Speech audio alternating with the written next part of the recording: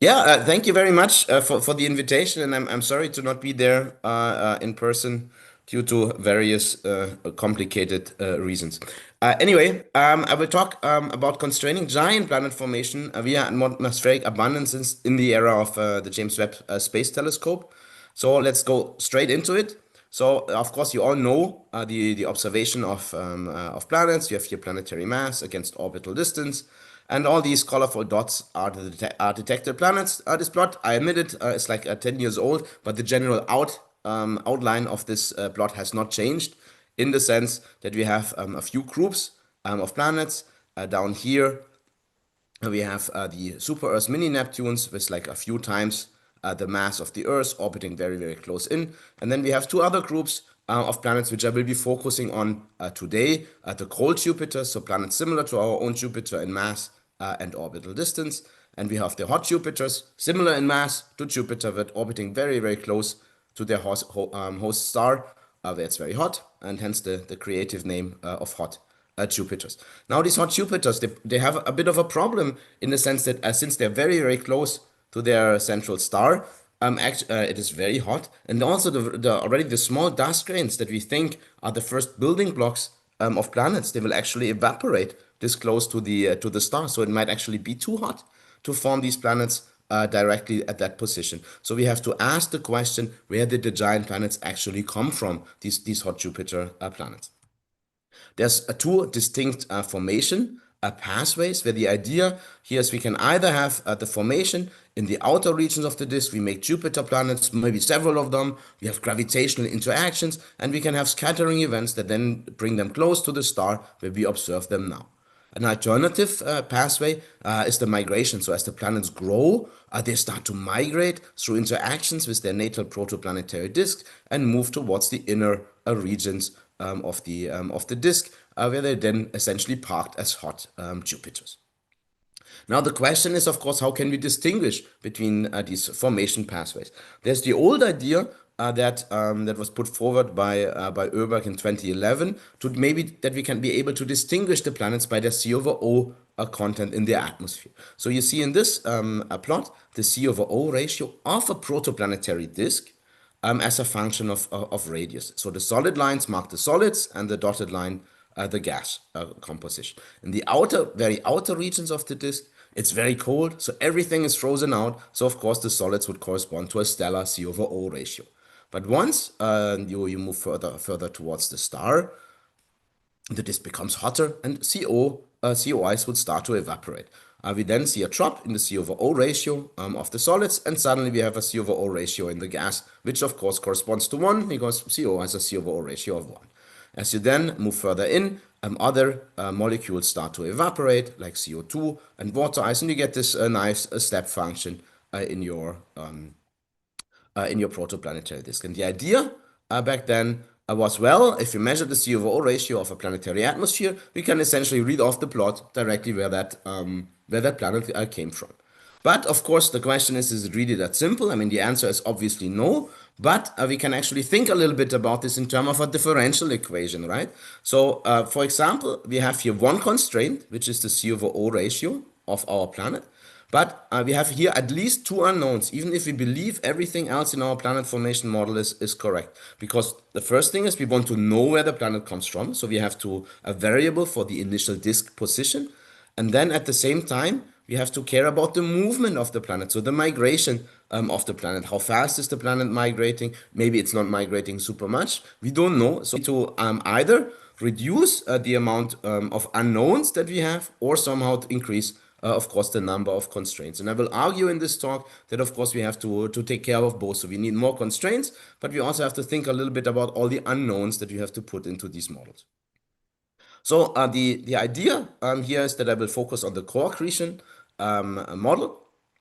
And here we have a cartoon of a protoplanetary disk. And in this we have a radial temperature gradient. So we have the water ice line, just for simplicity, only one ice line in this cartoon. So in the exterior to the water ice line, water ice is frozen out. So we have icy materials, and the gas would be water pool. Interior to the water ice line, the water ice will evaporate. So we have water vapor, and our material will be of rocky nature. Now, of course, we can form planetesimals all over the disk, the first building blocks of planets. But now the disk will start to evolve. And what will happen is that these small millimeter, centimeter sized particles, the so-called pebbles, will start to drift inwards in the protoplanetary disk. And once they do that, they will evaporate in the inner disk region and enrich the disk with water vapor. Now, at the same time, we can grow our planets by pebble and planetesimal accretion, and our planets will start to migrate through the disk. But at some point, our planet will actually reach the so-called pebble isolation mass. So this is a mass when the planet starts to open a gap in the protoplanetary disk that will stop the inward flux of these pebbles. So the pebbles cannot be reached by the planet anymore. The planet would then normally undergo a phase of gas accretion, but at the same time, it can of course still accrete some of the leftover planetesimals. All at the same time, of course, the pebbles might still move into the inner region. They might still increase the water content in the inner regions of the disk. Now, the disk will go away, and we can have the disk dispersal and the dynamical rearrangement of our planet. So you can have scattering events, you can have mergers between planets, all these sort of things. But now, in our days, what we can do is we can observe the spectra of the atmosphere of the planet and, of course, for the star. And now the stellar spectrum is very, very important because the stellar abundance will set our initial conditions for our simulations. Because the idea here is that, of course, as the star and disk system form from the same molecular cloud, this composition of the star is essentially a tracer of the initial composition of the protoplanetary disk. Now, I've worked a lot on all these different topics in the past, and I will mention some of the works that are highlighted here. So my talk is structured in four parts. So the first question is that I want to discuss a little bit what are the key ingredients of the model that we use for planet formation. I will then argue what disk parameters would actually matter most for the formation of these giant planets. Do all parameters that we could choose matter equally? And then, of course, answer the question, can we actually constrain the giant planet formation from abundance measurements, and what are the things that we are missing? And then in the last section, I will discuss a little bit about other effects and other measurements. So let's go into it. What ingredients and what tools do we need? So my work on this topic is mostly based on the ChemCom code. It's a 1D radial evolution code. It's a viscous disk evolution. It includes pebble growth and drift. The pebbles, as they go inwards, they can evaporate and recondense at these evaporation fronts. We have no chemical evolution model in the code. It's just a simple partitioning model. We have pebble accretion to grow our planets, gas accretion. After we reach the pebble isolation mass, we have planetary migration, type 1 and type 2 migration. And of course, this code is publicly available. And in the next session, I will give you a bit of a tutorial into this code if you want to use this code. Now, the key ingredient of this code is the evolution of the dust particles. And here it is very important to keep in mind the evolution of the radial evolution of the dust grains. So in a protoplanetary disk, of course, we have our central star and then we have our disk. But within this disk, we actually have a radial temperature gradient. So the disk is much hotter in the inner regions compared to the outer regions of the star. And with this, we actually have a radial pressure gradient. So the gas actually feels a support from the pressure, and that actually reduces its velocity. So the gas is then not orbiting the star on a Keplerian velocity, as planets and dust would do, but at a velocity that's sub-Keplerian. So the gas is orbiting a little bit slower. On the other hand, the small particles, they want to orbit on a Keplerian velocity. This directly means that they will feel essentially a headwind from the gas. So if you want to go fast, but you have the gas going slow, you will be robbed of angular momentum. But the moment your particle gets robbed of angular momentum, you're gonna drift inwards. So essentially the inward velocity of the particles is based on the fact that there's a velocity difference between gas and particles. Now this inward velocity of the dust can be much faster than the velocities of the gas, even orders of magnitude faster. Now we can take a look what that actually means for the growth of these particles.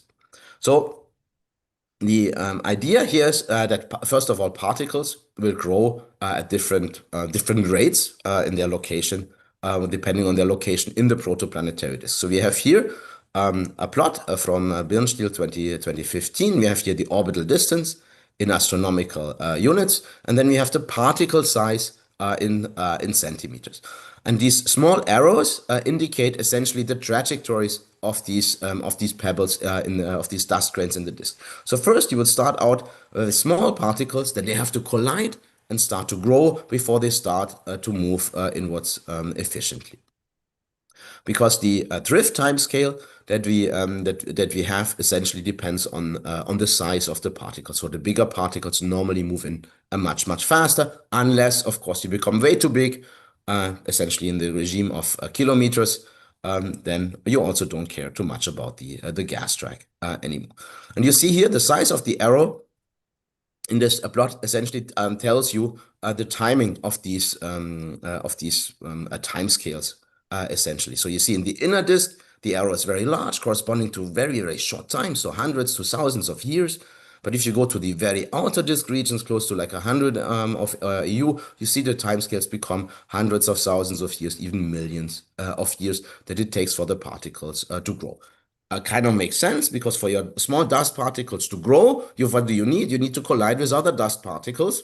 And if you're very far away, this of course takes a long time, because the growth scales with the orbital time scale.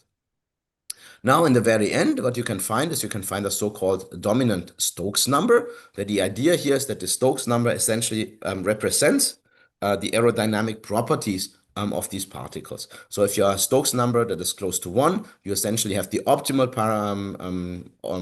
aerodynamic properties to drift inwards the fastest. And this is what you see here illustrated in this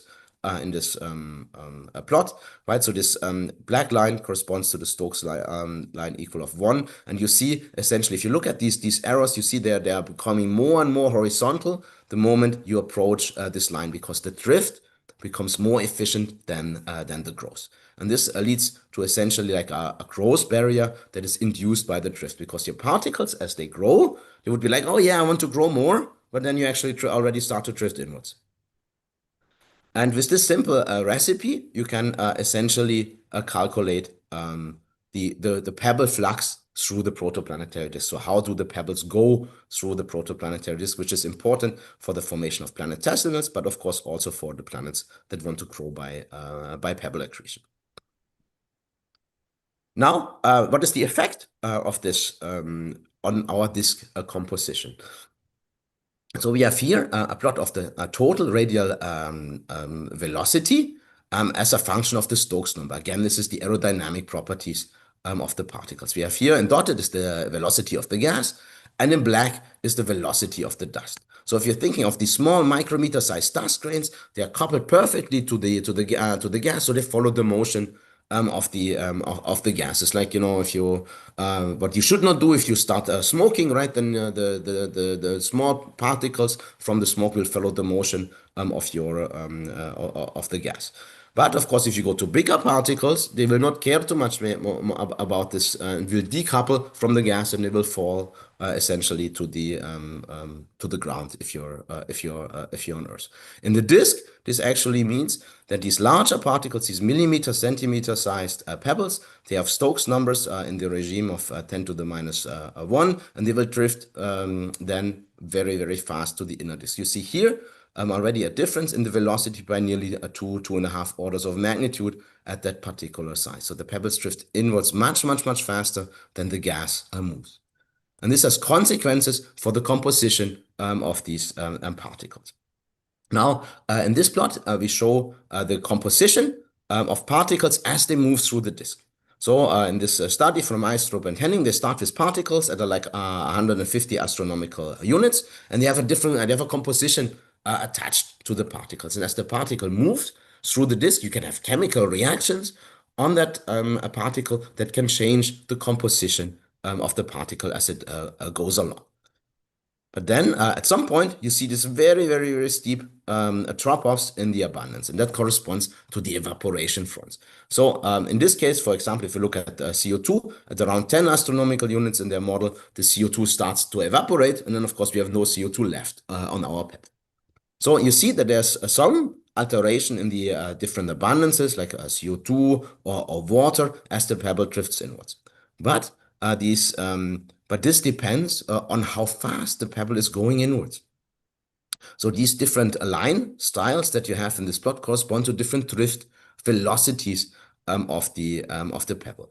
Now, this dotted line actually corresponds mostly to pebbles of Stokes number of 10 to the minus 1, which is the typical size that we actually have in these protoplanetary disks. And if you have these pebble sizes, you see your composition as your pebble goes in doesn't change and only changes once you reach your corresponding evaporation front. And we use this as an argument not to include the chemical evolution in our models at this stage. Now, one of course has to say that the chemical evolution will become very, very important the moment you would actually reduce the inward velocity of the grains, for example, if you have some pressure perturbations that will stop the inward flow of pebbles. But for the remainder of this talk, we will not take this effect into account. So ignoring this effect, what is now the effect of the inward drifting pebbles on the composition of the gas? Here we have a plot of orbital distance of a protoplanetary disk and the time evolution of the water content of this disk. In the outer regions of the disk, well, the disk is cold, so we have no water vapor, so the water is in ice form. In the inner regions of the disk, the water ice will evaporate and we will generate water vapor in the inner disk regions. And now we have to follow the time evolution of this. So at the beginning, we essentially have just our normal initial water content in the protoplanetary disk. But then the pebbles start to move inwards and they will evaporate and release their water vapor in the inner regions of the disk. But now we have a velocity difference between the pebbles that carry the water and the water vapor that is generated, because the vapor is gas, so it will move at the velocity of the gas. So the water ice goes in, evaporates, and we can get the water vapor, and we will have an enrichment of the water vapor interior to the water ice line. Over time, this water vapor will move, of course, inwards, but this will happen on a longer time scale, essentially on the viscous time scale. And we can find that we get a very large enrichment compared to the initial value after like a few 100,000 to 1,000,000 years. Now, this enrichment level that you have here, you can essentially calculate it very, very roughly by just taking into account how big is your pebble. And then you can essentially read off this in enrichment from the plot that you have here on the left, because this enrichment factor that you have here roughly corresponds to the velocity difference that you have between the gas and the dust grains. You see, if you have here like roughly 2 orders of magnitude of velocity difference, we can get an order of 2 orders of magnitude increase of the water vapor in the inner regions of the disk. Over time, you see that this enrichment actually decreases again. And this is related to the fact, well, if your pebbles drift in very, very rapidly, at some point your disk will run out of pebbles, because your disk, of course, has a finite size. So at some point you will not have the pebbles anymore. And once you don't have the pebbles anymore, you cannot bring new water ice and therefore generate new water vapor in the inner disk. So your supply essentially cancels, and therefore your water vapor content in the inner disk will reduce. And this directly tells you that the disk composition evolves as a function of time. Now, if you relate this back to the step function plot of the C/O ratio in the protoplanetary disk, we know already that just the disk evolution alone will essentially screw up this simple relationship. Now, if you go to the next growth stage, essentially the formation of planetesimals. So the idea here is that if you have an accumulation of pebbles, a so-called pebble cloud, it could collapse under its own gravity to form planetesimals. In the literature, there are different recipes for planetesimal formation where they could happen. You see here a gallery of the different recipes. So you could have a so-called pebble pileup in the inner regions of the disk, where the idea here is you have your pebbles. They go in, but then once you cross the water ice line, your pebbles become smaller because you lose your water component. And once your pebbles become smaller, well, as we just determined, they will drift slower. So you can actually generate a traffic jam in the inner regions of the disk with the slightly smaller pebbles, and you can just accumulate the pebbles that allows the formation of planetesimals. Alternatively, in the second scenario, you can make the planetesimals at the water snowline, where the idea here is you have some recondensation of water vapor onto already existing pebbles that increases their size and the overall number of pebbles, and therefore you can make a planetesimals very efficiently at the water snowline. In the third scenario, the idea is, well, what we need in order for planetesimals to form is actually an increase of the local dust to gas ratio in the protoplanetary disk. So essentially, how many pebbles do we have as compared to the gas? Now, photoevaporation is the process that removes gas from the protoplanetary disk. And once you start to remove gas, well, your local dust to gas ratio will increase. And with this mechanism, you can start to make planetesimals in the protoplanetary disk, also in the very, very outer regions of the protoplanetary disk. And then the last mechanism that you have down here, the idea is that you have so-called transient dust traps in the protoplanetary disk, essentially vortices that you are all over the disk. You accumulate the pebbles and you make planetesimals in them. So essentially, it's a bit of a random idea where you can make these planetesimals. Now, the interesting part is that essentially, if you compare this now to the dashed line, which is the classic planetesimal distribution of the so-called minimum mass solar nebula, you see that essentially none of these formalism actually matches the idea of the minimum mass solar nebula, which I think is very interesting.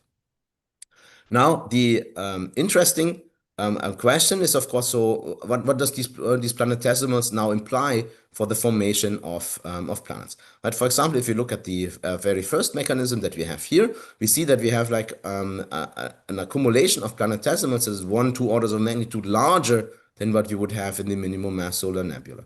Now remember, the minimum mass solar nebula is designed as essentially the minimum mass that we need in order to make the planets at that given location.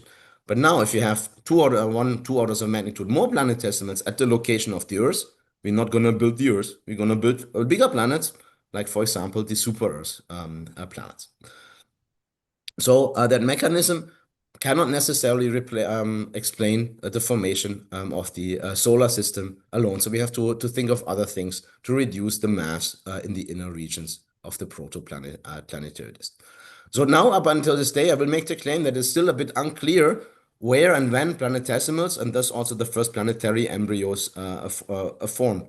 Now, this means directly the moment we go back to our idea that we want to constrain a giant planet from the atmospheric composition, we can actually maybe reverse engineer this, because if we know where the origin of the hot Jupiters is, maybe that gives us some clue where the initial planetary embryos form. So we can actually help essentially these studies from a different perspective. Of course, the other question related to this is, of course, how does this work if you go to lower and lower metallicity environments? Can we still make planetesimals in low metallicity environments in agreement with the idea that the occurrence rate of giant planets drops as you go to lower metallicities? Now, we can ask, of course, the question, if you make planetesimals, what does this now imply for the volatile budget in the protoplanetary disk, right? So I was just telling you before, the pebbles drift inwards, they evaporate, and release their water vapor in the disk. But now what happens if we include planetesimals in this picture? So we have here the mass of our protoplanetary disk, so the solid mass in the protoplanetary disk as a function of time. Now, in the dashed line, we have our pure pebble scenario. So we have a relatively large initial pebble mass, and then over time, it drops as the pebbles drift inwards. Now, in the solid line, we generate planetesimals in the disk. And this, of course, reduces the mass of pebbles that we have, because the planetesimals are built from the pebbles. And at the same time, we generate planetesimals in the protoplanetary disk. So the planetesimal formation lowers the flux of pebbles that we have through the disk, which of course makes sense. Now, if you look at the composition of the protoplanetary disk, we have here our two scenarios. So here in the middle, we have just the scenario of pure pebbles, so we don't make planetesimals. The color coding gives you the water fraction in the gas. So we see the water fraction in the gas increases as the pebbles drift in and they evaporate. But the moment we make planetesimals, this water enrichment becomes lower.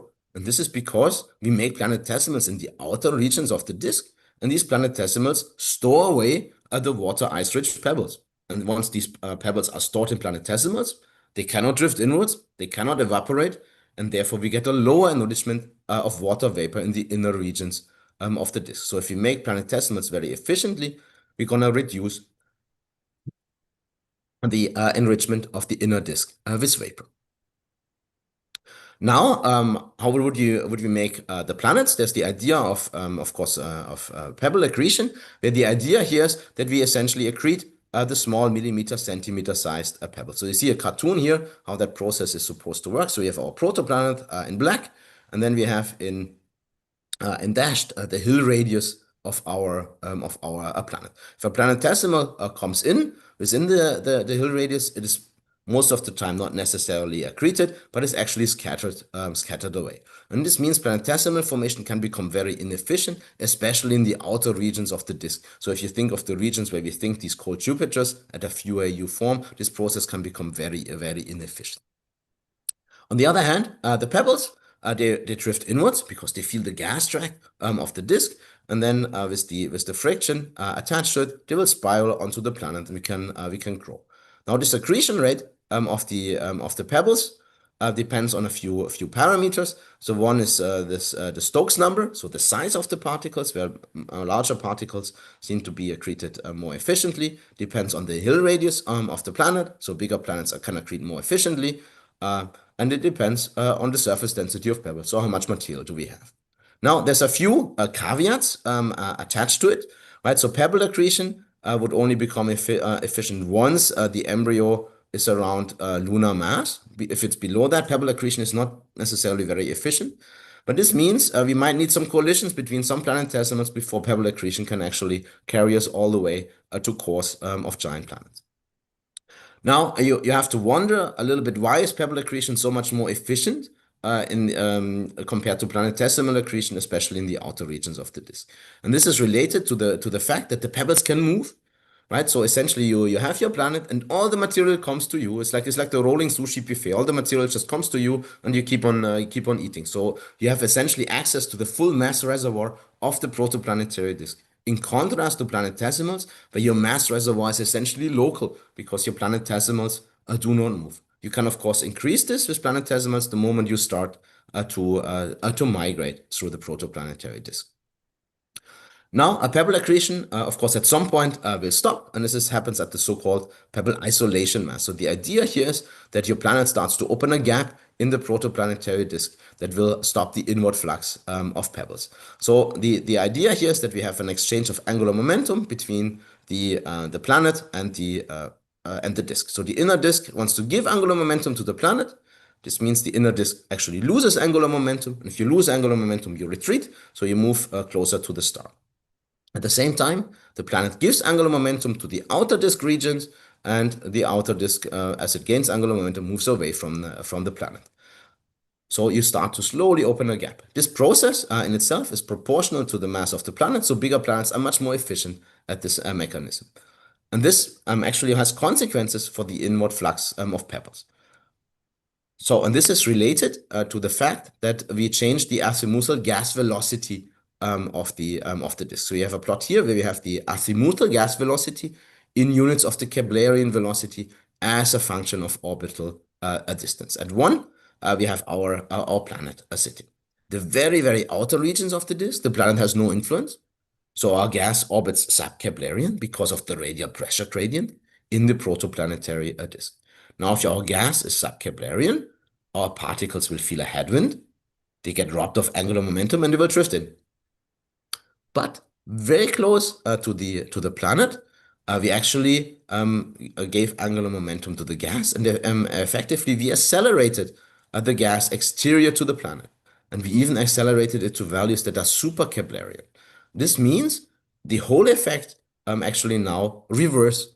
So essentially the pebbles that would drift into this region now will gain angular momentum from their interactions with the disk. And if they gain angular momentum, well, they will stay in the outer regions of the disk. But if the pebbles stay exterior to the planet, they cannot be accreted by the planet anymore. So essentially pebble accretion will self-terminate. So you don't have an accretion of solids anymore. Now, this pebble isolation mass depends critically on a few disk parameters like the aspect ratio and also the viscosity, but also on the particle size and on the stellar mass, because the gap opening of a planet is essentially proportional to the mass ratio between the planet and the star. Now, of course, there's the discussion of how leaky these gaps actually are. So, are all particles trapped of all sizes? Well, I just told you that the small micrometer-sized particles, they're coupled to the gas, so they will just move the radial with the radial velocity of the gas, so they can actually go probably through the gap. The bigger particles might be trapped, and then you could have dust evolution of these particles, where you have a constant a coagulation, fragmentation, equilibrium between the small and the big particles. So you generate a lot of the small particles, and they then slowly can diffuse through the gap that is generated by the planet. Now, the effect of this is that planets are, of course, one of the prime ideas to explain these gaps and rings that you see in the millimeter dust distribution with ALMA, where the idea here is you have maybe a planet in the gaps, and then it generates a pressure perturbation exterior to its orbit. You accumulate the pebbles there, and you will see a bright ring. But of course, not all gaps and rings are caused by planets, because other effects, like related to magnetic fields, zonal flows, and so on, can also explain these properties. Now, the final stage of the planet is now, after we reached our pebble isolation mass, is the growth of the planetary atmospheres. You see here a cartoon how that works. We have a planetary mass as a function of time. Now, in the very early phases of the accretion, we grow our core directly. Pebbles, or also planetesimals, will contribute directly to the growth of the core. But even at like relatively low masses, of like around Earth masses, even, you can already start to have these primordial envelopes.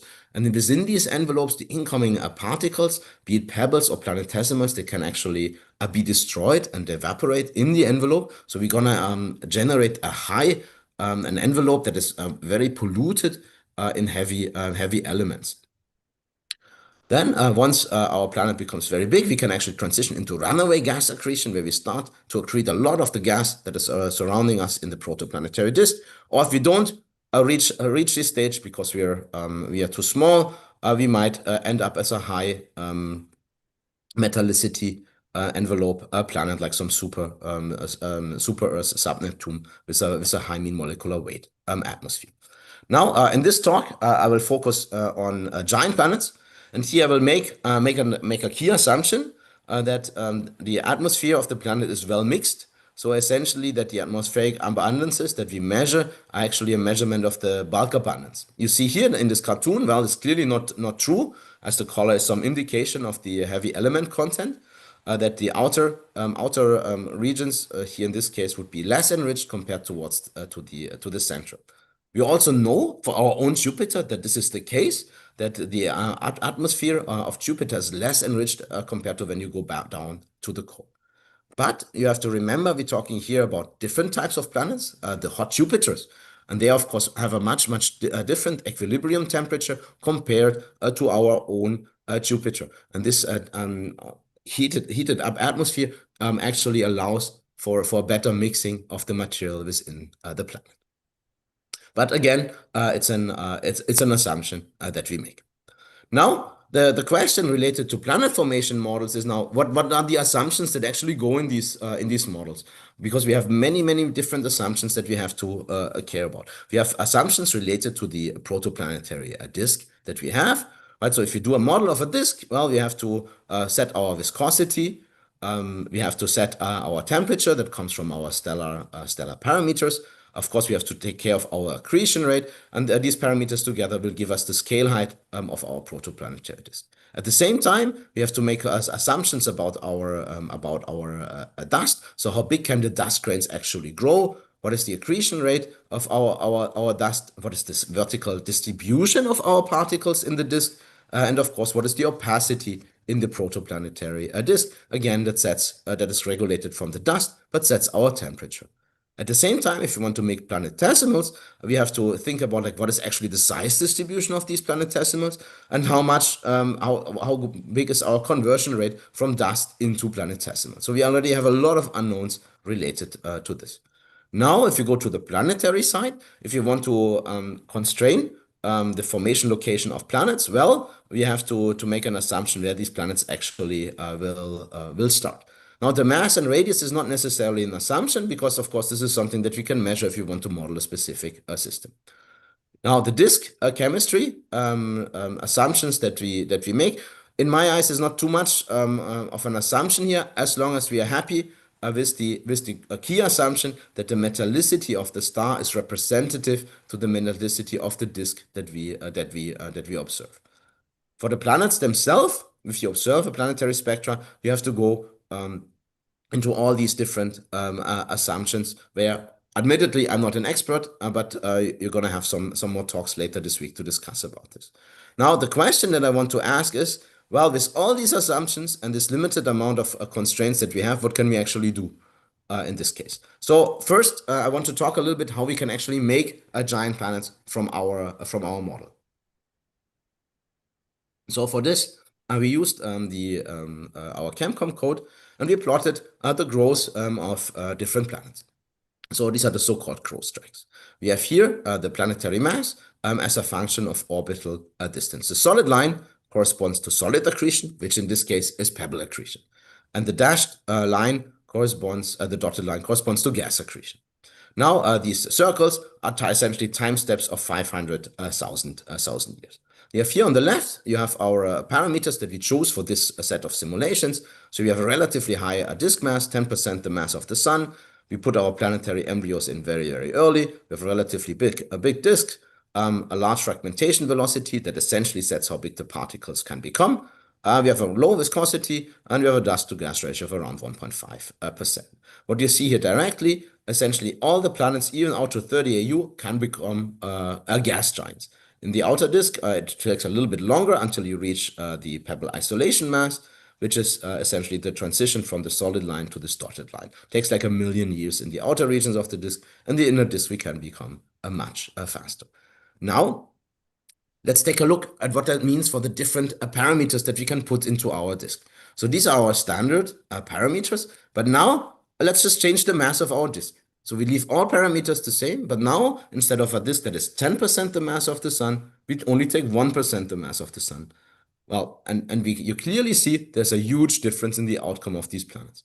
All these planets, they grow maximum to like maybe an Earth mass in this disk. And this is related to the fact that a disk that has a lower mass has a lower column density of pebbles. And if you have a low column density of pebbles, we cannot accrete pebbles efficiently, and therefore we cannot grow. So we need a certain disk mass in order to grow to giant planets. Now, in this figure, we again go back to our standard parameters. So again, increase our disk mass to 10% solar mass, but now we put the embryo in at a later time. So instead of 100,000 years, we put it in at 900,000 years. And again, the outcome of the simulation is very different. So we essentially, the outer planets, they don't grow efficiently. Maybe we get like some icy planet of a few Earth masses, but we don't make a giant planet. Even the planets that grow more in the inner regions of the disk, we just maybe make something that is like 20-ish, 30-ish Earth masses. And the reason for that is that at a later time, the majority of the pebbles have already drifted inward. And therefore, we have less material available for the planets to grow. It's like if you come too late to the buffet restaurant, it's all eaten up, so you can have less material to eat. Now, the other parameter that we can change is the dust-to-gas ratio. So again, we go back to our standard parameters, but now we increase the dust-to-gas ratio by a factor of 2. And what we see is that the growth of the planets happens much more efficiently, right? So even in the outer regions of the disk at like 30 AU, we actually see that our planet grows to pebble isolation mass within a few 100,000 years, contrary to 1 million years that we needed in the standard case. Now, of course, we can vary the parameters a lot, right? So what we did is we take a look at 4 different disk masses, 4 different starting times, 4 different disk radii, 4 different fragmentation velocities of the grains, 3 different alpha viscosities, 3 different dust-to-gas ratios, and we would put planets at every 1 AU, so 50 positions of the planets. And you can arrive at a plot like this, which is the final population of the planets that are generated in this case, color-coded by the initial, by the disk mass that we have. This brownish area that you have here corresponds to the pebble isolation mass in these disks. Now, admittedly, it's very difficult to actually see a trend in this plot. So we can actually take the population of planets and plot the so-called cumulative distribution functions that we have here. In this case, what we plot here is the mass of the planet in Earth masses and the corresponding cumulative distribution function. Now, the different lines correspond to the different disk masses.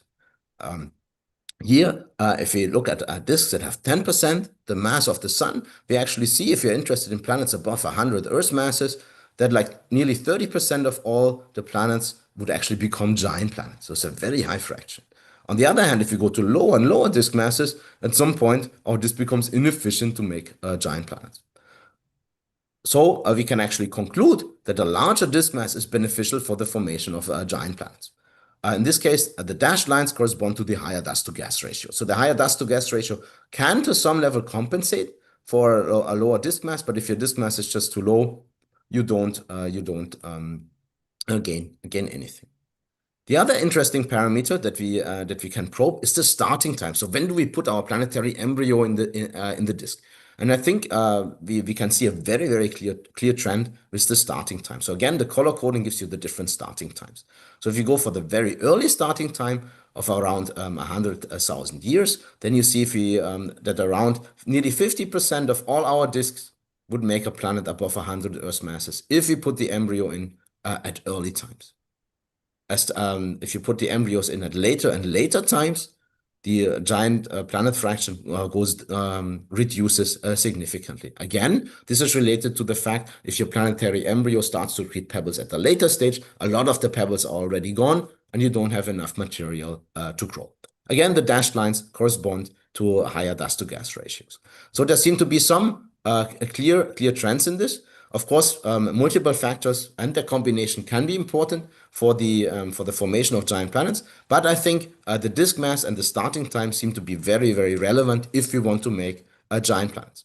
Now, of course, one could say like, well, we could now take this and try to reverse engineer what is the initial disk mass distribution that is essentially unknown at this stage, because we know what the occurrence rate of giant planets is, and we could then allow to somewhat reconstruct the initial disk conditions from these type of simulations. Now, of course, as the planets grow and migrate through the disk, they will cross different evaporation fronts. So I was mostly talking about water in our before, but of course other molecules are present in these protoplanetary disks. So we have, for example, methane, CO2, NH3, and carbon grains in the inner regions of the disk. Again, in this plot, the solid lines correspond to solid accretion, so pebble accretion, and the dashed line corresponds to the gas accretion. And what is important to note is that the planets, as they grow, they also migrate through the protoplanetary disk. And once they migrate, they actually cross different evaporation fronts. And once they do that, they can accrete a different material. So, for example, if we take an example of the planet forming at like a 3.5 AU, so the moment the planet starts to accrete gas here at 3 astronomical units, the gas that the planet will accrete will be, for example, enriched in CO2, because CO2 has evaporated, but it will not be enriched in water, right? Because the water ice line is interior to it. Only once the planet crosses the water ice line can it accrete water vapor into its atmosphere. So the migration plays a large role for the composition of the planets. Additionally to that, you see here the different markers that correspond to different viscosities that we have. The different viscosities essentially determine the migration velocity of the planets. You see, if you have a higher viscosity, our planets migrate further, right? So this planet here at 3.5 AU migrates all the way to the inner disk regions, contrast to a planet that has a lower viscosity, it actually mostly stays even maybe very, very close to the water ice line. So the migration velocity matters. But now we can again take a look at our population of planets, where we again look at all the planets that we have generated with our different parameters. Here again, I show you plots of planetary masses against semi-major axis. where we have here color-coded by the C/O ratio of the planetary atmosphere. Here we have color-coded by the carbon over the sulfur ratio and oxygen over sulfur ratio. Now the C/O ratio is what we introduced in the beginning, and even in this plot, you actually seem to see a certain trend if you just focus here on the giant planets that are dominated by the accretion of gas. In the inner regions of the disk, the C/O ratio seems to be lower compared to the outer regions of the protoplanetary disk. This kind of makes sense because the planets in the inner regions of the disk, they can accrete a lot of water vapor, and of course water has no carbon, so your C/O ratio will be low. In the outer regions of the disk, we mostly accrete carbon-rich gas, so you're going to have a large C/O ratio. Now, the interesting part here comes from the carbon over sulfur and oxygen over sulfur ratio, because the majority that we have for sulfur actually sits in refractory elements. And this means in our model, they cannot be accreted during the gas accretion phase. So refractories can only be accreted during the buildup of the core, because you accrete your refractory sulfur component. But once you reach the gas accretion stage in our model, we cannot accrete any sulfur because it's locked in the pebbles that are trapped exterior to the planet and cannot be accreted. So we see a very strong trend in the carbon over sulfur ratio that also increases outwards. Again, in the outer regions, we are dominated to accrete carbon-rich gas. We don't have too much sulfur, so we get a very high carbon over sulfur measurement. In contrast, if you look at the oxygen over sulfur ratio, we see a bit of an inverse trend. So in the outer regions, this oxygen over sulfur ratio is not very high, because most of the oxygen is actually not accreted because it sits in water ice. Again, that is blocked with the sulfur-rich pebbles. And if you go further in, we increase the amount of oxygen. So it's very clear that sulfur would add more information into our constraining of atmospheric abundances because of the refractory nature. So it traces a different accretion component that leads to the idea of what the volatile to refractory ratio in planetary atmospheres will actually tell you. Now we can take a look at the planets in our simulation again. And here, what we do here, we have our planetary mass against a function as orbital distance, and the color coding again gives our C/O ratio. But now what we have done here, we are only looking at one particular disk mass, in this case 7% the mass of our central star, and we have our different viscosities. Now what you see here, if you look at the low viscosity, we have the outermost planets have a C/O ratio that is close to 1. It's because in this region we only have the evaporation of CO ice, and that, of course, has a C/O ratio of 1. If you go further in, we see that these planets are enriched in carbon compared to oxygens, because we have methane that can be accreted onto these planets.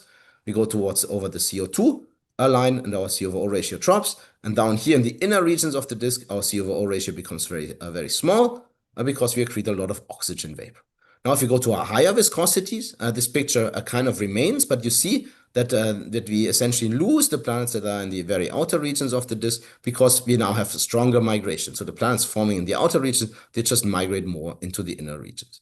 Now, between these different plots, there seem to be a very different C/O ratio attached to the different migration velocities. But now, if we change our disk mass again to 10% the mass of the sun, and look again at the different plots with the same viscosity, right? Then you actually retrieve a similar pattern, right? Even if we increase our disk mass, the planet population exterior to the methane front, again, of course, only has a C/O ratio of 1. We have the increase of the methane, we have the drop as a slight drop at the CO2, and we have the big drop compared to the at the water ice line. So within these plots with the same viscosity, we see similar patterns in respect to the C/O fraction. Again, I'm only talking about giant planets here. So we can actually take this and take a look at the different parameters. So here, what we vary is the fragmentation velocity of the grains. That essentially gives you something about the growth of the planet. So you have here planetary mass as a function of orbital distance. The two different color lines correspond to the different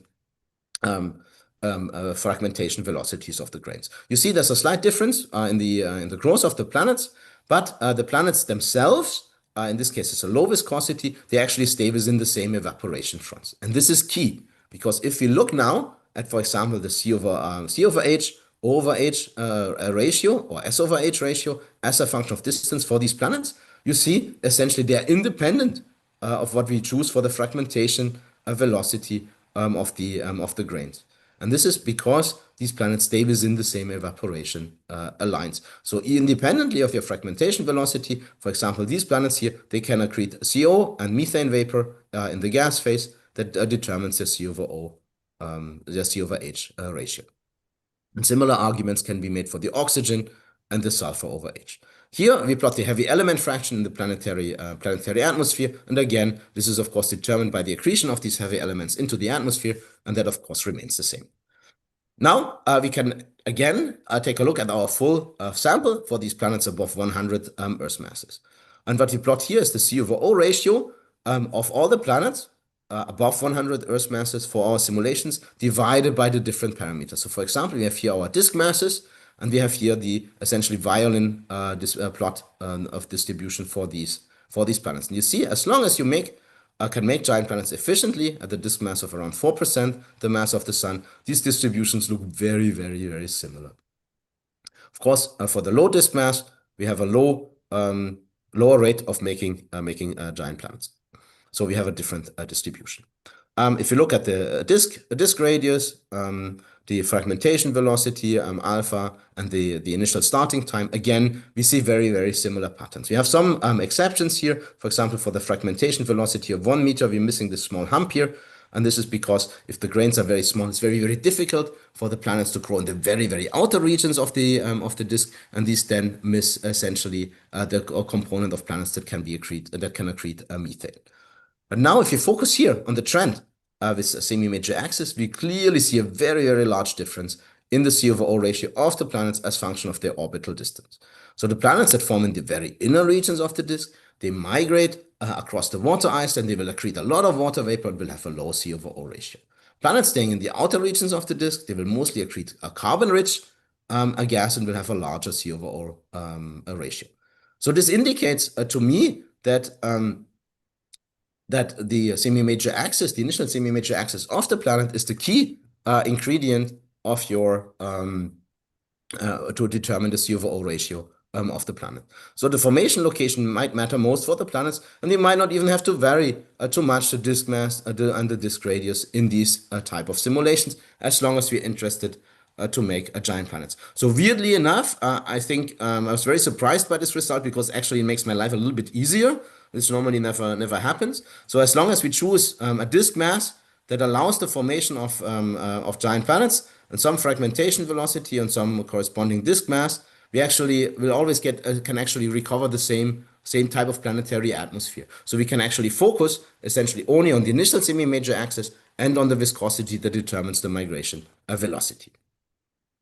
Now, again, we have to care about our input, and this is related to the stellar composition. So we have here a plot of the C over O ratio of stars as a function of their iron content.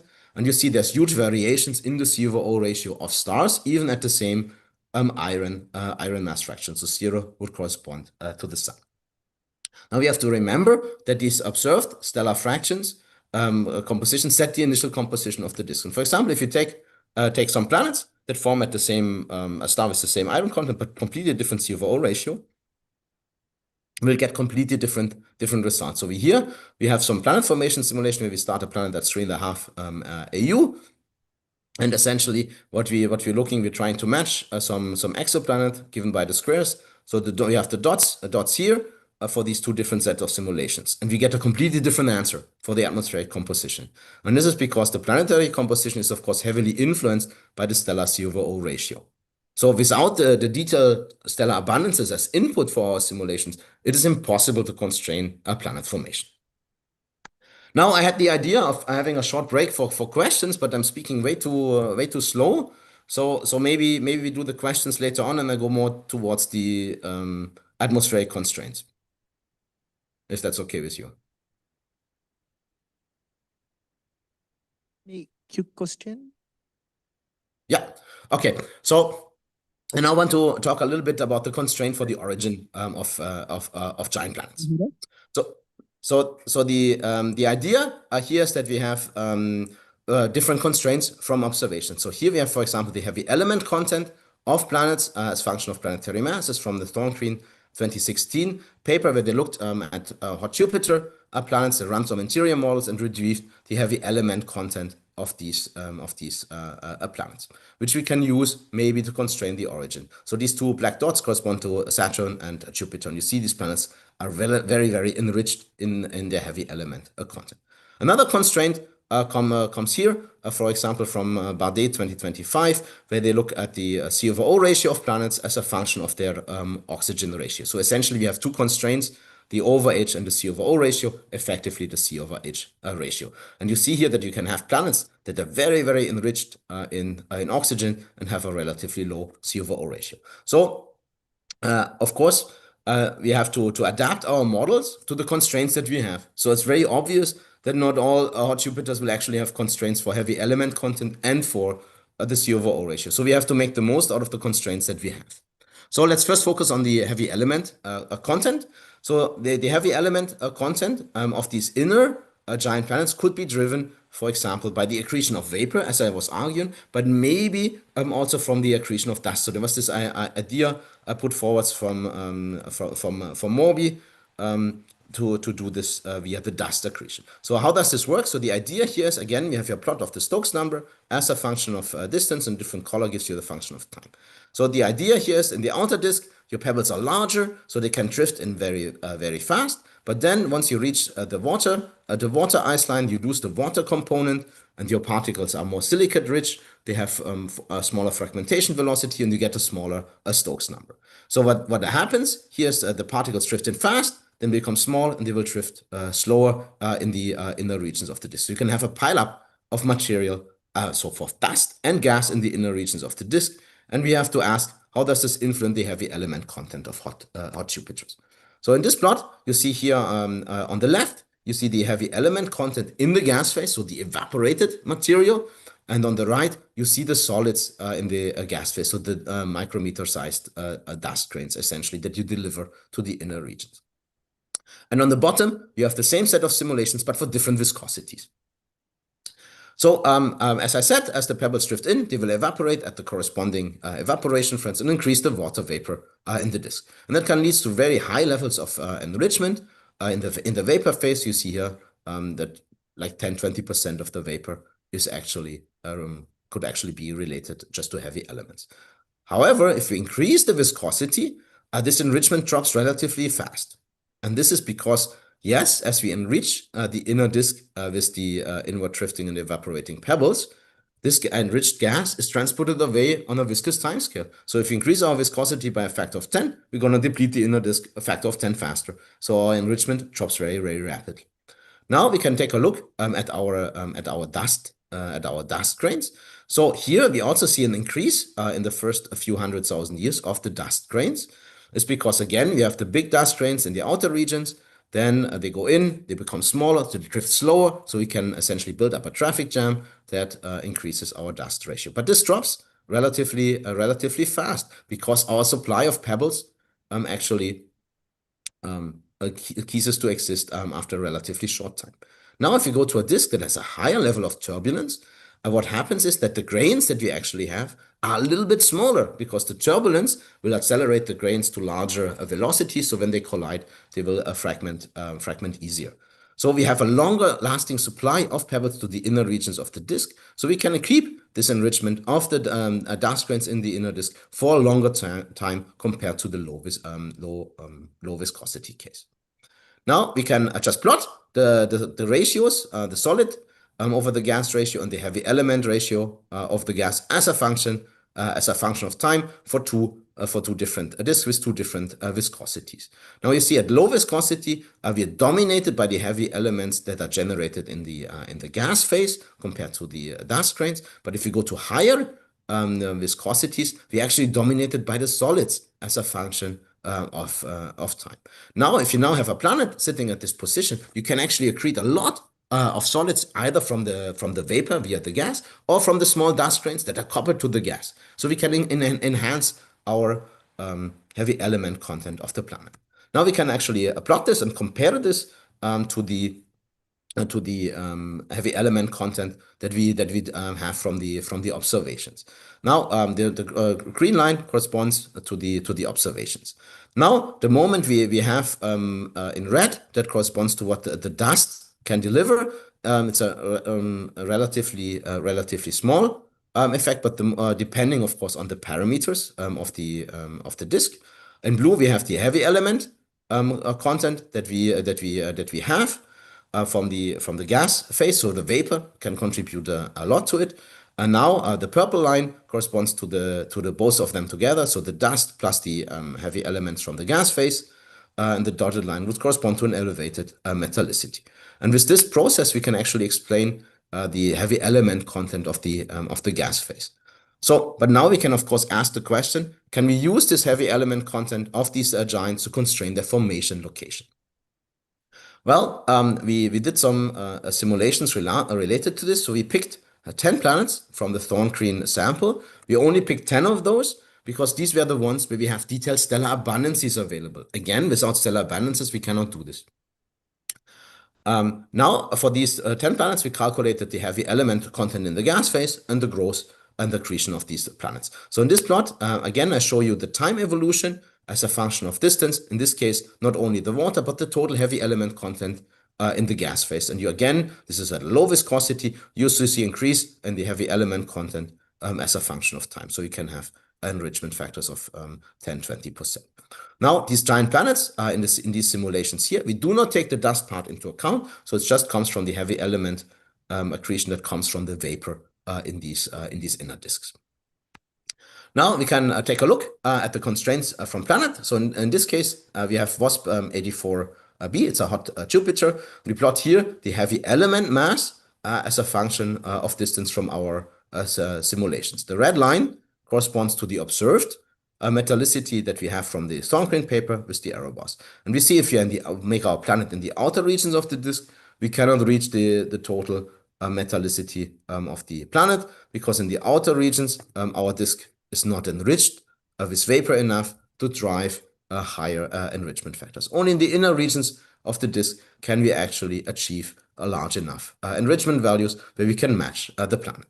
Now, of course, this doesn't really work for all planets, right? So for Coro 9, we have a constraint on the heavy element, a content of around 20-ish Earth masses, but this is like, plus 15 minus 20. So we have essentially no constraint. So we could make the planet at any location in the disk. So we cannot learn anything from this planet. So we need good constraints on the heavy element content if you want to play this game.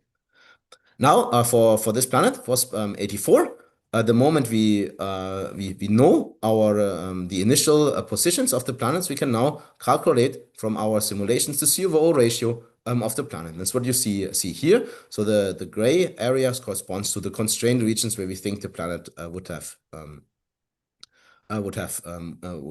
formed, and we recover relatively low C/O ratio.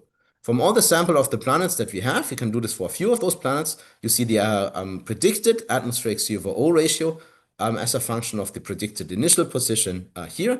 So in red, we have our WASP 84 planet, and then we have the other planets. You see the predictions can have a relatively large arrow bars depending on the planets. But for WASP 84, we actually predict a relatively low C/O ratio in the atmosphere. Now, WASP 84b actually has a reasonable TSM, so transition spectroscopy metric. So actually, it could be observed. There's actually an accepted James Webb proposal from last cycle that is actually supposed to do that observation. So I'm very excited to see if that observation will actually confirm our model or tear it apart. Now we have to talk a little bit about other effects that mostly relate to planetesimals. You remember I talked to you about the generation of planetesimals in the disk, and that it would take away the water vapor in this disk. Now we want to know what that means for the composition of planets. So in this case, we have here three planets growing at in this case 3 astronomical units. Where the different color gives you the different disk viscosity. Again, solid line corresponds to core buildup. and the dashed dotted line corresponds to gas accretion. And here on top, you see the atmospheric abundances normalized to, in this case, the solar abundance, where 1 would correspond to the solar abundance for the different elements that we track in our simulation. Now you see in this case, for all these planets in the pure pebble accretion scenarios, all these planets are enriched in carbon and oxygen compared to the sun, and we essentially might have some moderate enrichment for some of the more refractory elements, because our planets migrate towards the very inner regions of the disk, where some of the refractory components can evaporate. Compared, if you look at the black planet, that is essentially a planet that does not migrate into the very inner regions of the disk, stays in the outer regions of the disk, and we are, of course, very depleted in the refractories, because we have no refractories that we can accrete.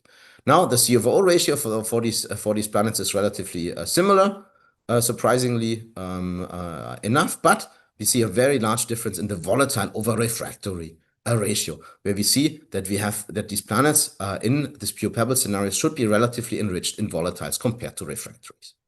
Now we go in the next step in our simulations, and here I show you again the same planets, but now we allow the disk to form planetesimals.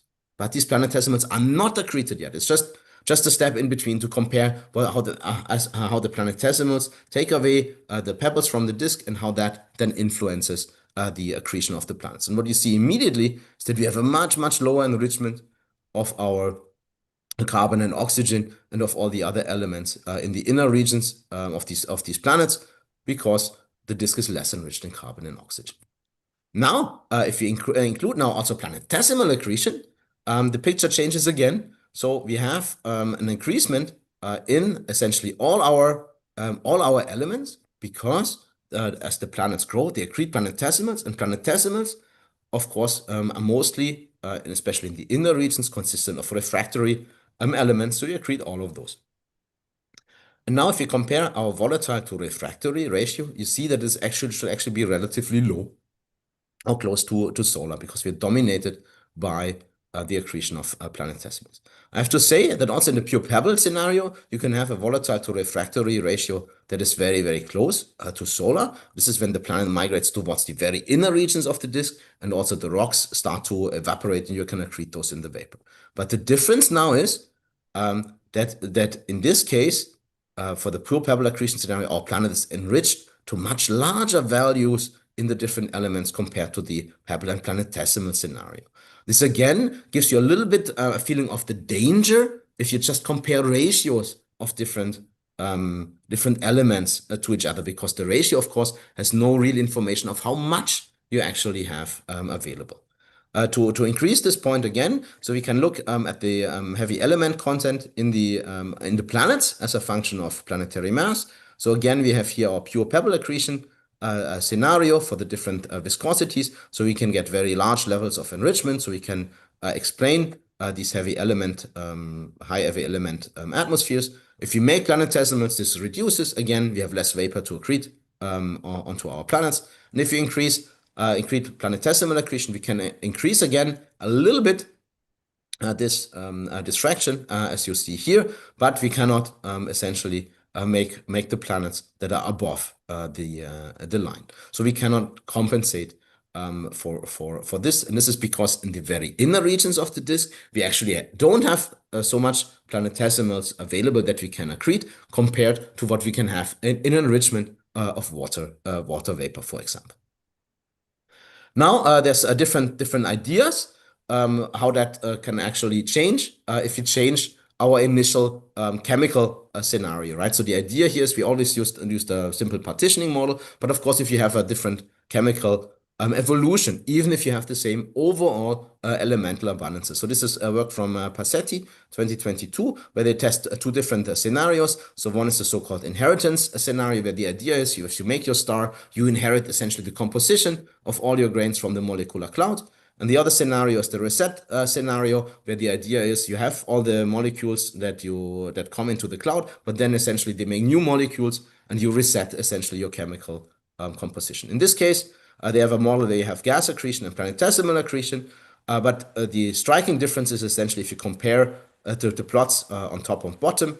Here on the left, they only look at the gas accretion. You have gas and solid accretion. And there's a striking difference in the composition of the planets as a function of their starting position.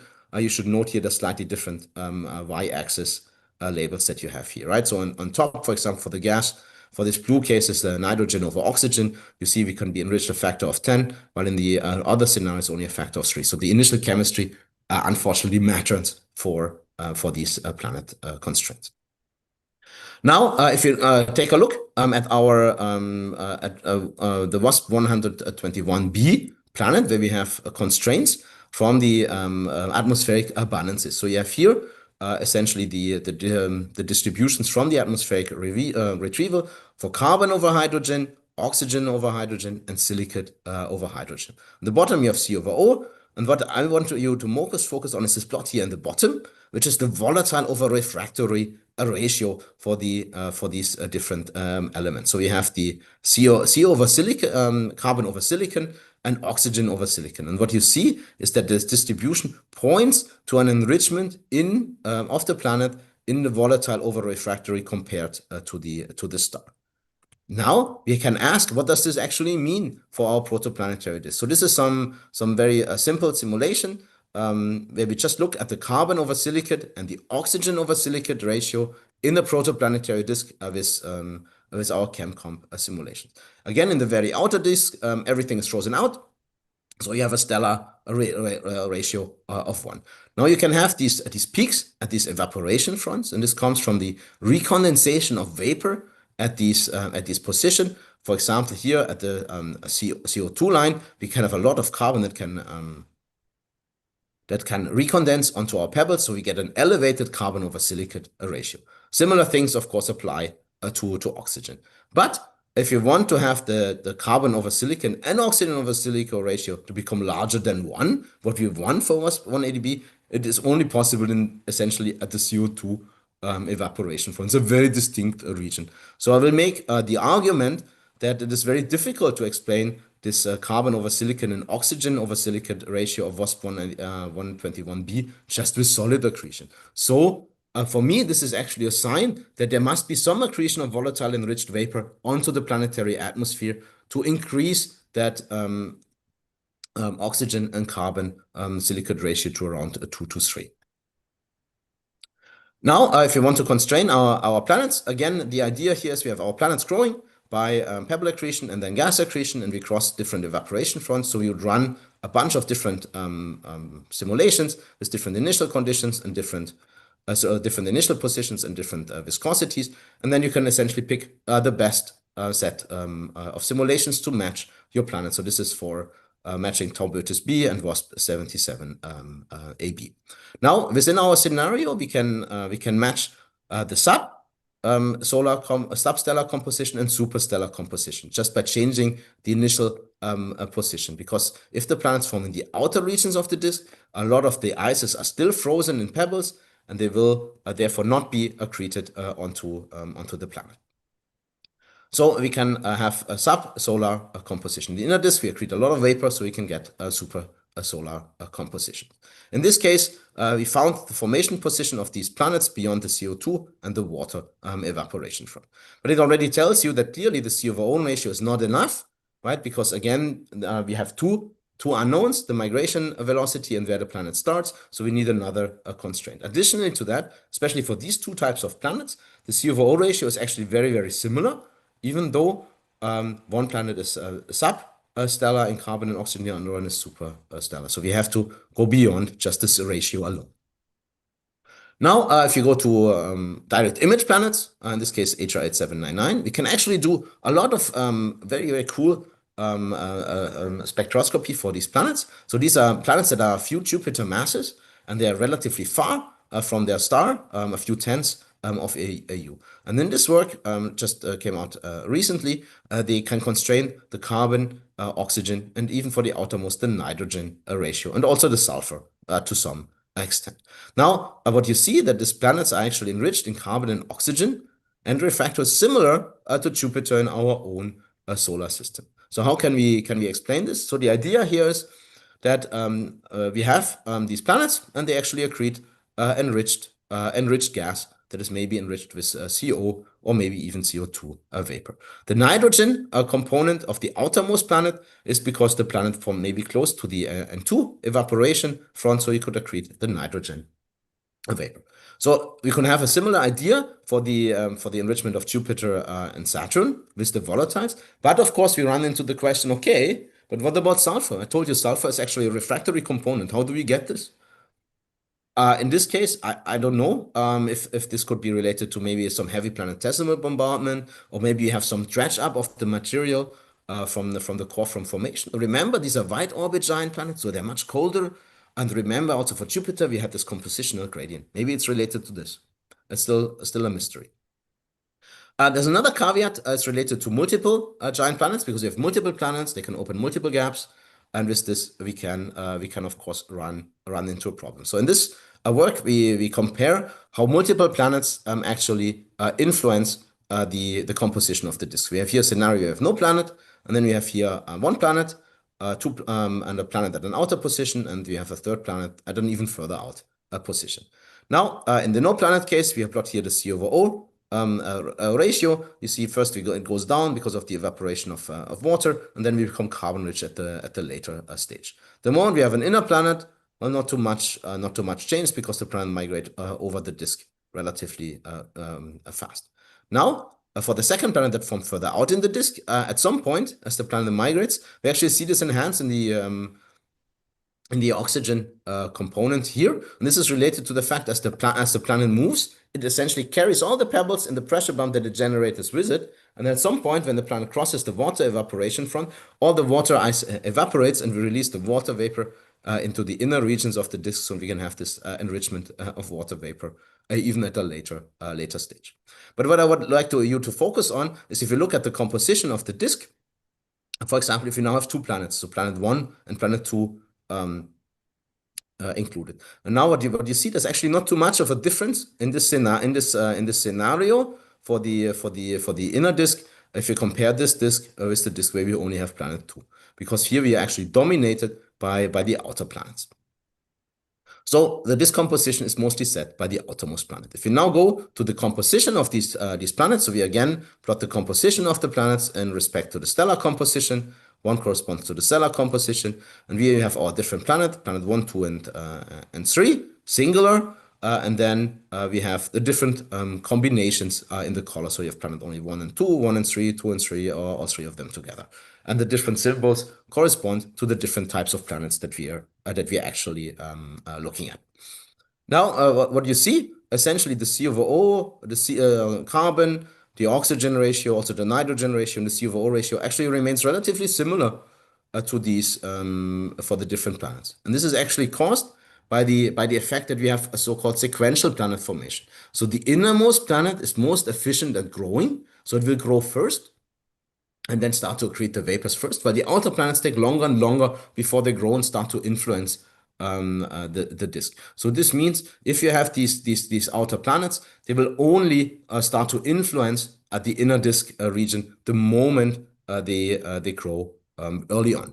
This is also related to the idea for how outer planets could influence the formation of subneptunes. So we have 3 different scenarios. So you have an outer giant planet that can reach the pebble isolation mass, and depending on its position, it might block the water-rich pebbles. So you have a dry disk, and you might have a dry inner subneptune, or if you're interior to the water iceland, sure, you still block the inward drifting pebbles, but they already evaporated, and you will still make a wet Neptune, or you just generate it in the outer regions of the disk. So we can now say that in these different scenarios would have a change of the water content. So we can actually maybe relate the giant planet formation time and position relative to the ice line to understand something about the formation of the inner planet. So we can turn it around, where the idea here is, if maybe the water content of these planets can be measured, then maybe we can learn something about the formation time of the outer giant. Because if the planets form too late, then compared to the subneptune, then maybe we will always get wet subneptunes. If they form early relative to the subneptunes, maybe the subneptunes are dry. So we could constrain this on a population level. So there's this system had P11, where we have a subsolar water content of our inner sub-Neptune and would actually imply an early formation of the outer Jovian companion, which I think is very, very, very interesting. Another idea what we can use to trace formation is so-called isotope fractions. That's put forward by Zhang et al. 2021. Where the idea here is they observed a brown dwarf that has a significant 13C enrichment compared to the ISM. And the idea here is that it would have accreted a large fraction of 13C enriched ISIS, or maybe even the vapor. So I think the isotope ratios, because we can determine them as well, could open a new window into our understanding the origin of these planets. This brings me to the summary. Everything in the disk moves: gas, dust, pebbles, planets. The inward drifting pebbles can evaporate and enrich the disks. Giant planets would form early and in massive disks, and the heavy element content of giant planets might actually help us to understand their formation location. The starting position and migration velocity, aka the viscosity, matters more for planetary composition than other disk properties like the disk mass and radius, so our life can get a little bit easier. And hot Jupiters with supersolar abundances, I will make the claim, would form in the inner regions of the disk, where they can accrete a lot of vapor, while giant planets with subsolar abundances would form in the outer regions of the disk. And I will stop here and be happy for any questions.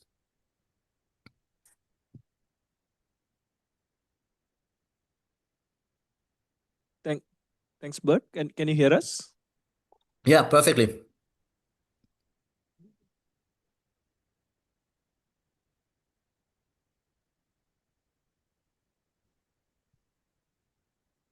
Am I audible? Yeah. Mm. Okay, so you have considered only one viscosity value throughout the disk, right? No, we probed different viscosity values. You see this already in the plot here. So we have different levels of viscosity that we probe. No, like those are different models, but Yeah.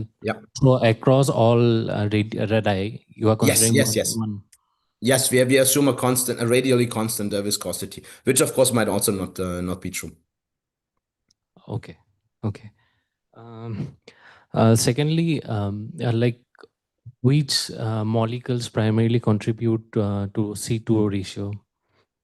Yeah, so I mean for carbon, this is mostly the CO, methane, CO2, and carbon grains. For oxygen, oxygen is like essentially a lot also in rocks, but most of it is stored in water. So it depends where in the disk you are essentially. Okay, so like in the inner regions where like hot Jupiters form, which will be the molecules that will primarily contribute to C2 ratio?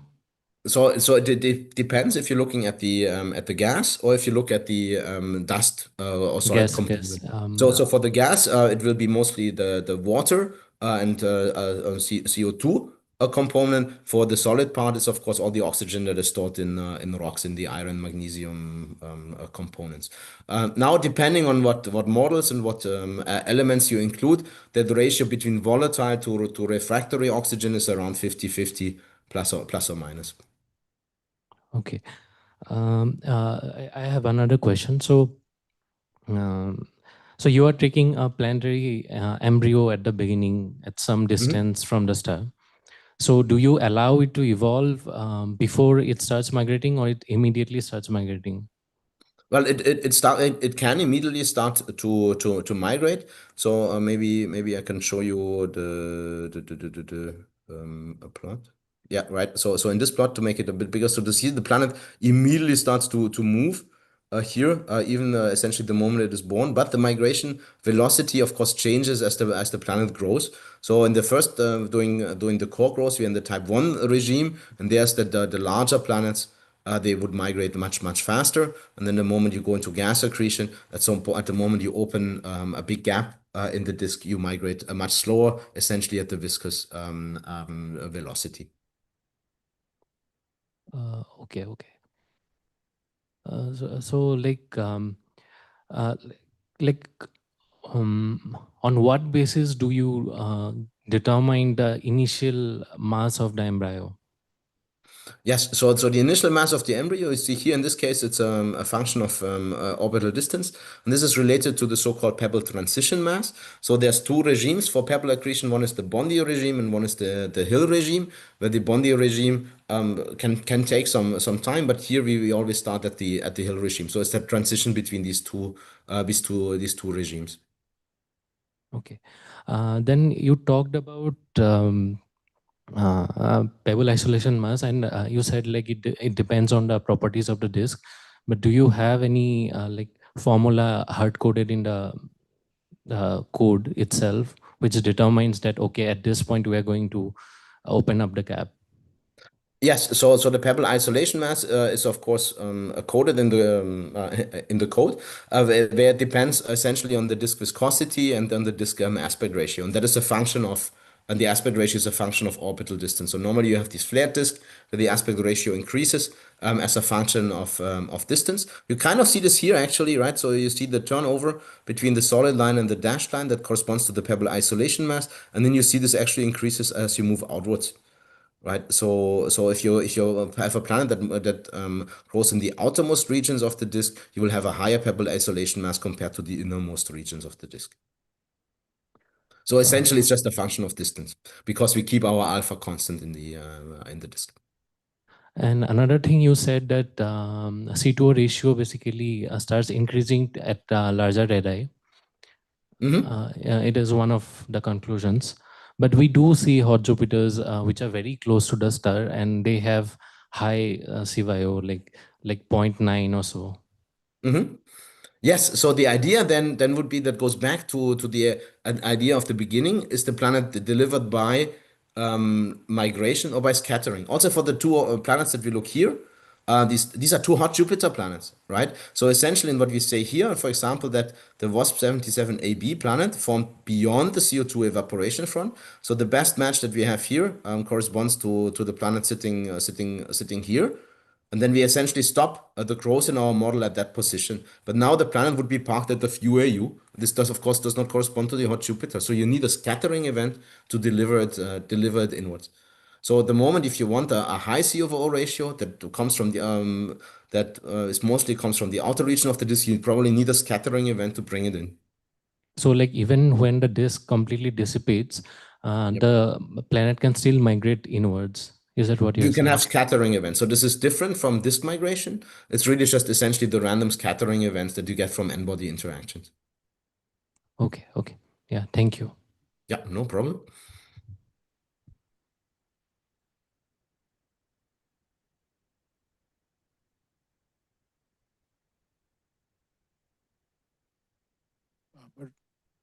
Hello. Thank you for the talk. In these cases, the final atmospheric abundances are controlled mainly by, as the planet moves across different evaporation fronts, they are accreting different vapors, right? Is there any reason why we can ignore the possibility of interior and atmosphere mixing and the mixing of the core material to the atmosphere? Well, no, I mean, I said it's an assumption that we make.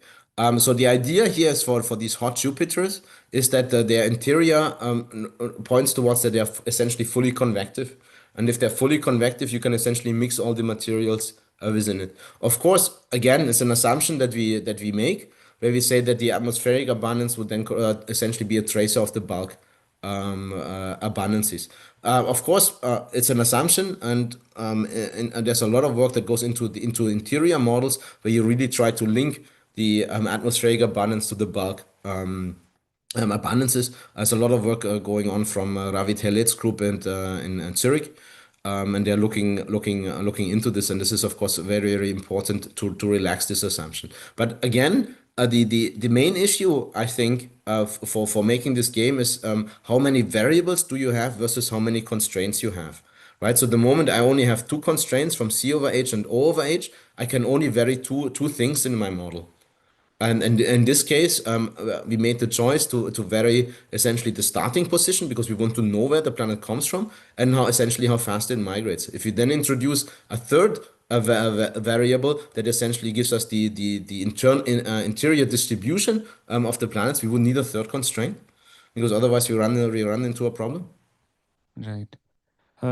And in this model, when you are including the planetesimals, the composition of the planets are getting changed, right? So, but what controls the efficiency of making these planetesimals? Or, So yes. So the efficiency of the planetesimal formation is that essentially we took from another model that I talked to in the beginning was this lens et al. Model where you essentially make planetesimals randomly all over the disk. Again, it's a choice that we make because again we suffer from the issue how many parameters do we want to introduce. Of course, the moment you make a different choice for your planetesimal formation model, you're probably going to get a different answer. But I think the trend that you get from this volatile over refractory ratio is robust because independently of how you generate your planetesimals, the planetesimals will always carry refractory elements in it, whereas for the gas, this is only possible in the very, very innermost regions of the disk. Okay, thank you. Yeah.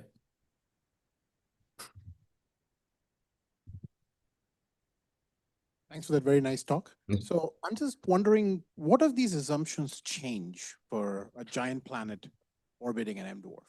We are beginning to find these transiting objects. And it's not obvious to me that anything does change other than the physical scale, but again, it's not obvious to me that it doesn't. So yeah.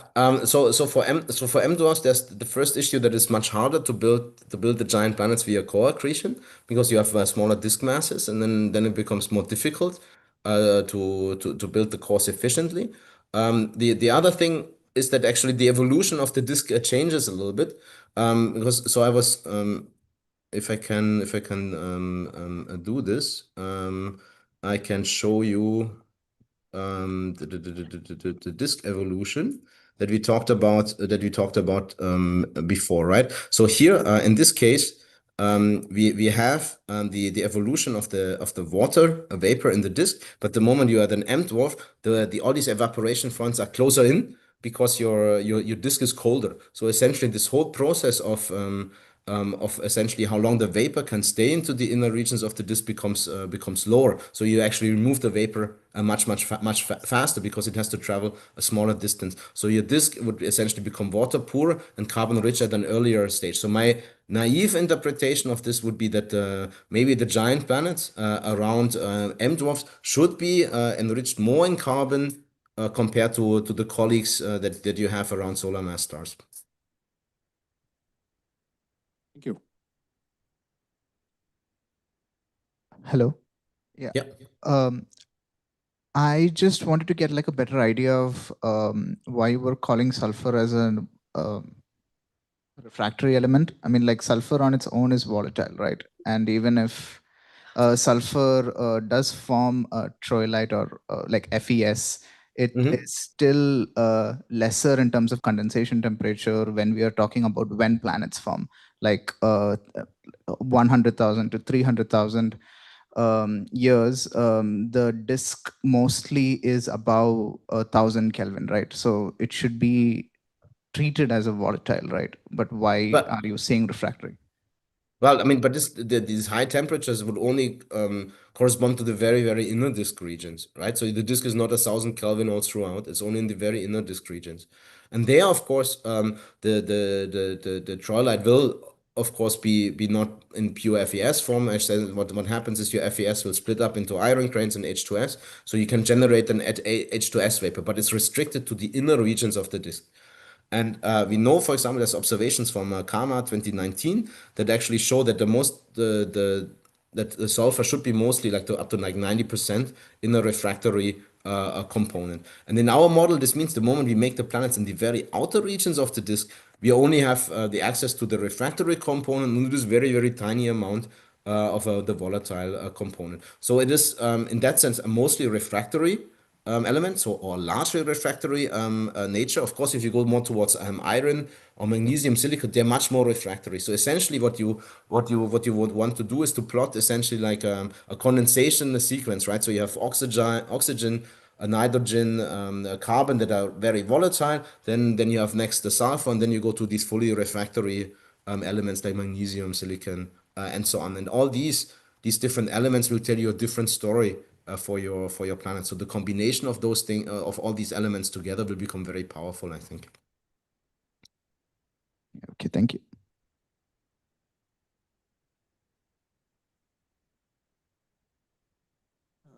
But I had just one question. So I was wondering, like, when these planets form in their final runaway phase at the outer past, even if it is forming beyond the snow line, they might have a circumplanetary disk or something, and which could probably locally heat, right? So can that lead into some sort of differentiation because there is some sort of like a heating, and not all of it might end up in the planet? Something could just escape. Yeah, that is an excellent a question.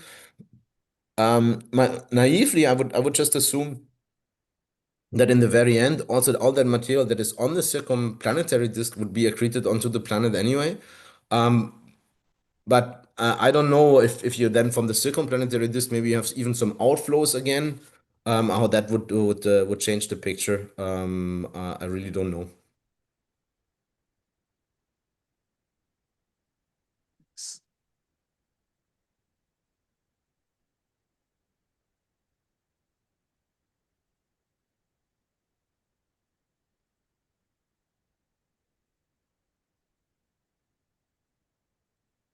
Can you hear? Yeah.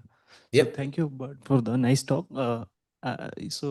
You mentioned that initial position and migration velocities are more important.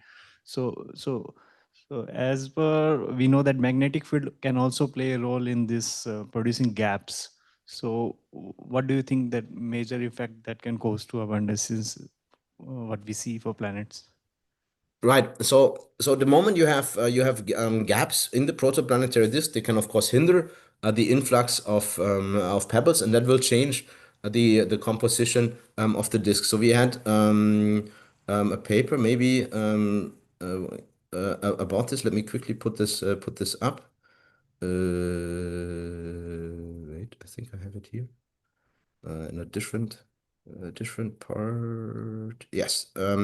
So the idea here is that we look at the in this case the water fraction in the disk normalized to the initial water fraction as a function of the depth of the gap that is generated. Right. Here we have no information about what planet it is, but just about the depths of the gaps. And if you have essentially no gap, you have this enrichment of water first, and then you essentially this becomes dry. The moment you have a smaller gap that can somehow reduce the inflow of the pebbles, but you still the pebbles still make it over through the trap, essentially like a traffic jam. So you have a slow release of the pebbles. Your disc can remain water rich essentially throughout the lifetime. Or at the moment, of course, you have a very, very deep gap. You essentially block all the water immediately, and then your disk becomes remains water poor. So if you have outer gaps, it depends how efficient they are actually at blocking pebbles.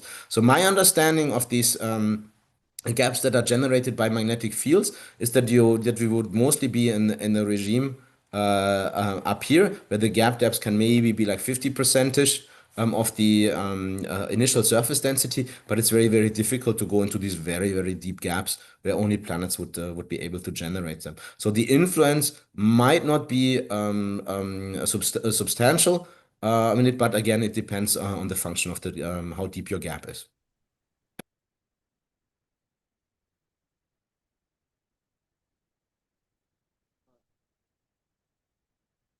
Thank you.